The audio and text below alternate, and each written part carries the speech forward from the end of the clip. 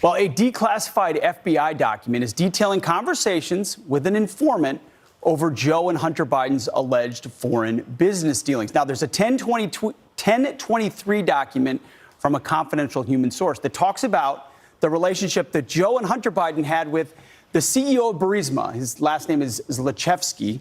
And here's a portion of what the document says. This 1023 that Chuck Grassley released to the public. The CEO of Burisma stated he didn't want to pay the Bidens. He was pushed to pay them. He said he has many text messages and recordings that show he was coerced to make such payments. He claims he has 15 recordings of Hunter and 2 of Joe. The CEO also told, the confidential human source also said, the CEO said it costs $5 million to pay one Biden and $5 million to another. You can guess who those 2 Bidens are.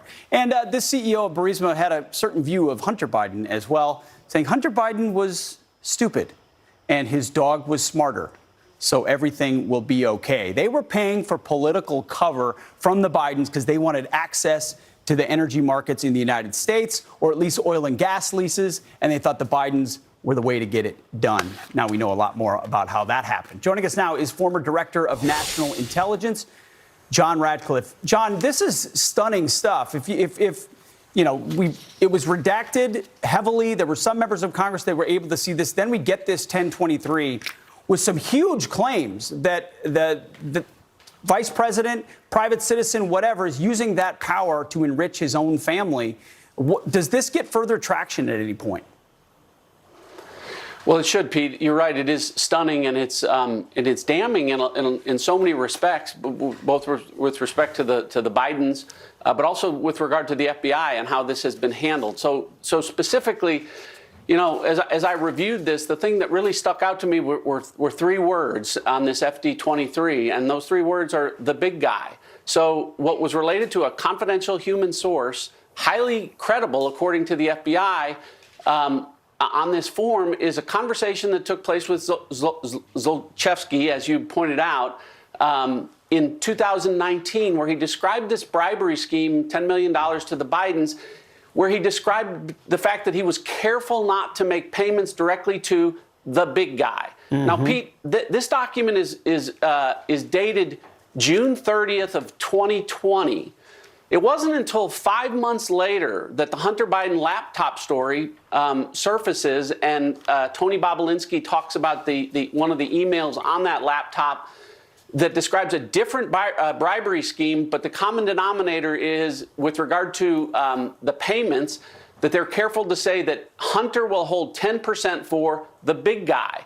Now, Pete, a half a world away, different transactions, people that don't know each other, describing the same type of bribery and corruption scheme, using the term the big guy to describe Joe Biden would be an astronomical coincidence. And in terms of legal investigation, these would be corroborating factors. Now, as bad as that all may seem, where it really gets troubling is the fact that these 2 documents, the FD 1023, which really corroborates what's in the Hunter Biden laptop, and the laptop, which corroborates what's in the FD 23, these 2 important pieces of evidence, neither one of them was shared by the FBI with the lead criminal investigator. So we heard from the whistleblowers who both said under oath that they didn't have access to either one of these two key pieces of information. What could the excuse be for that? You're over the target there.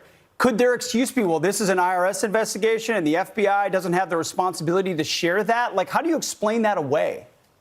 You can't, Pete. So the IRS has criminal investigators, but they work with the FBI. And we've heard lots of testimony about the fact that they should be working hand in glove with regard to this.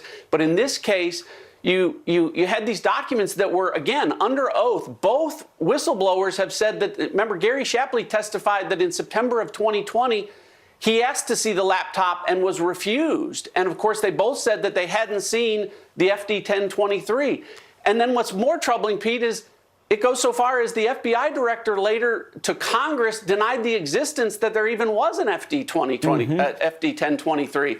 So, you know, something's rotten in Denmark here. And I don't lose sight of the fact, Pete, that we wouldn't know any of this if House Republicans weren't investigating. This isn't coming to light because of the Department of Justice and the FBI. It's only because Republicans are in control of the House. Oh, man, you're exactly right, which is why they're so scared of Donald Trump round 2 as well, because then even more comes out. These recordings, do you make anything? I mean, do you think something like that could make its way to the public realm if it's real? Well, if there's a real investigation, but can you count on DOJ and FBI to do that? I mean, that's why I say that there's so much that's important here. A lot of this is easily verifiable, Pete, with an investigation. But what we found is the people that were charged with investigating weren't allowed to investigate. They don't want to find it. That's why I think this is a story that can't go away, because people can't lose sight of the fact of this, Pete. At the end of the day, if Hunter Biden willfully evaded taxes with regard to these types of transactions, by not reporting them, then so did Joe Biden. And other people know about it, which is dangerous for our national security, and we could see it playing out in front of us. John Radcliffe, thank you. You bet. You got it.